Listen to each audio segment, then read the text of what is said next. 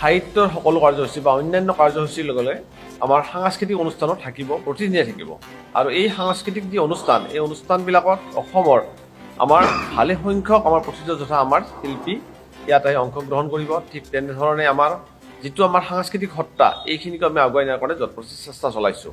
আৰু সেই হিচাপে আমাৰ 1 ফেব্ৰুৱাৰীত আমাৰ পুলক বেনাৰ্জী, মিথুন ধৰ, বিপুন চাইডাঙকে ধৰি আমাৰ 2 ফেব্ৰুৱাৰীত আমাৰ ৰামকৃষ্ণ তালুকদাৰ, নীল আকাশ, ৰঞ্জিত গগৈ আৰু প্ৰবীণ বৰা, আৰু ঠিক একেধৰণে আমাৰ 3 ফেব্ৰুৱাৰীত জুবিন গাৰ্গ, জিতুল সোণোৱাল, কল্পনা পাটোৱাৰী, আৰু 4 ফেব্ৰুৱাৰীত আচুৰ্য আমাৰ বৰপ্ৰাপ্ত আৰু প্ৰশান্ত ঘোষ, প্ৰিয়ংকা ভৰালীকে ধৰি আমাৰ জয় বৰুৱা থাকিব।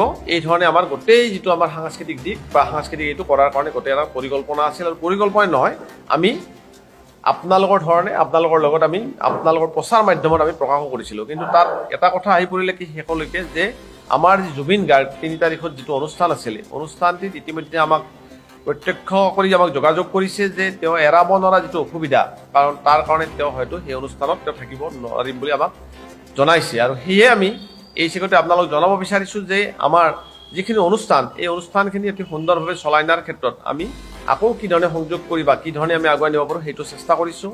আৰু আমাৰ জুবিন গাৰ্গে আমাক এটা কথাই কৈছে যে আমাৰ সাহিত্যৰ প্ৰতি তেওঁৰ যিখিনি তেওঁৰ কৰণীয় বা যিখিনি আছে আটাইখিনি কৰি যাব, কিন্তু তেওঁ বিশেষ এৰাব নোৱাৰা অসুবিধাৰ কাৰণে তেওঁ এই সংগীতানুষ্ঠান বা এই যিখন আমাৰ সাংস্কৃতিক অনুষ্ঠান তাত তেখেতৰ যিটো গীত পৰিৱেশন কৰা আছিলে বা তেখেতৰ অনুষ্ঠান পৰিৱেশন কৰা কথা আছিলে, সেইটোতো কৰিব নোৱাৰিব।